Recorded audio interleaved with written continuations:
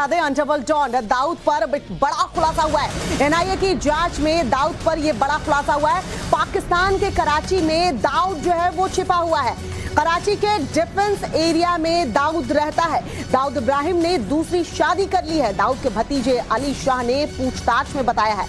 दरअसल D company चलाने के लिए एक सिस्टम डेवलप किया गया है, जिसकी जानकारी जो है एनआईए ने अब दी है कि किस तरीके से। देखिए, ये पूछताछ में जानकारी मिली है। दाऊद इब्राहिम ने दूसरी शादी कर ली है। दाऊद के भतीजे अली शाह ने पूछताछ में ये तमाम बातें जो है वो बताई हैं। तो एक बड़ा खुलासा एनआईए की टीम की तरफ से किया गया है। एनआईए की जांच में दाऊद पर यह खुलासा हुआ है।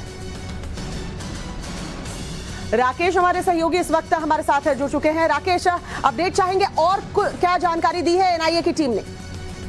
देखिए, मैं सबसे पहले बता दूं कि टाइम्स नाउ नवभारत के हाथ में कुछ अहम दस्तावेज लगे हैं। ये अली शाह पार्कर का एनआईए के सामने दिया गया स्टेटमेंट है। अली शाह पार्कर कौन है? ये दाऊद इब्राहिम की बहन हसीना पार्कर का बेटा है और उसने ये अपने स्टेटमेंट में बताया एनआईए को, जब वो जांच कर रही थी दाऊद को उसके अंडरवर्ल्ड लिंक्स का यहाँ पर मुंबई में, तब उस दौरान उन्होंने अली शाह पार्कर का बयान दर्ज किया था। इस बयान में उसने बताया है कि दाऊद ने दूसरी शादी कर ली है और उसकी जो दूसरी बीवी है वो कोई पठान है। हालांकि दाऊद लोगों को ये कहता है वहां पर अपने सर्कल में कि उसने अपनी पहली बीवी महजबीन को तलाक दे दिया है, लेकिन ये हकीकत नहीं है।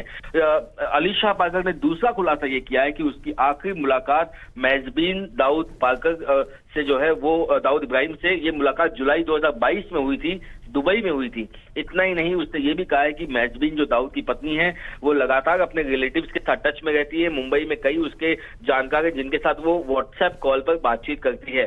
इसके साथ साथ ये भी खुलासा किया गया है कि दाऊद इब्राहिम का जो पता है वो नया पता कहाँ पर है, वो डिफेंस कॉलोनी कराची क्लिफ्टन में एक नए पते पर रहता है। इसका खुलासा भी अली शाह ने अपने बयान में किया है। तो कुल मिलाकर के ये 4 से 5 जो बड़े खुलासे हैं वो एनआईए की जांच में अब तक सामने आए हैं। साथ ही साथ दाऊद इब्राहिम जो है अपने गैंग के साथ, अपने लोगों के साथ कैसे कांटेक्ट करता है और कैसे अलग अलग फिल्टर से होकर के उसका मैसेज जो है उसके गुर्गों तक पहुंचता है और नीचे जो उसके लिए काम करते हैं उनका मैसेज दाऊद तक पहुंचता है, इसको लेकर के भी एक अहम जानकारी जो क्लासिफाइड इंफॉर्मेशन है वो अली शाह पार्कर ने एनआईए के अधिकारियों को जांच के दौरान दी है। तो अपने आप में भारत सरकार के सामने ये दाऊद इब्राहिम के खिलाफ एक और बड़ा सबूत जो उनके सामने हाथ लगा है। और इतना ही नहीं, पाकिस्तान के खिलाफ भी जो ये एक बड़ा सबूत इसे माना जा सकता है। इससे पहले भी लगातार भारत कई डोजियर के थ्रू ये दावे करते आया है कि पाकिस्तान में ही दाऊद इब्राहिम छिपा है, जिसे पाकिस्तान ने कभी माना नहीं। लेकिन ये जो ताजा स्टेटमेंट है और जो ताजा डॉक्यूमेंट और सबूत जो हाथ लगे हैं भारतीय एजेंसियों के,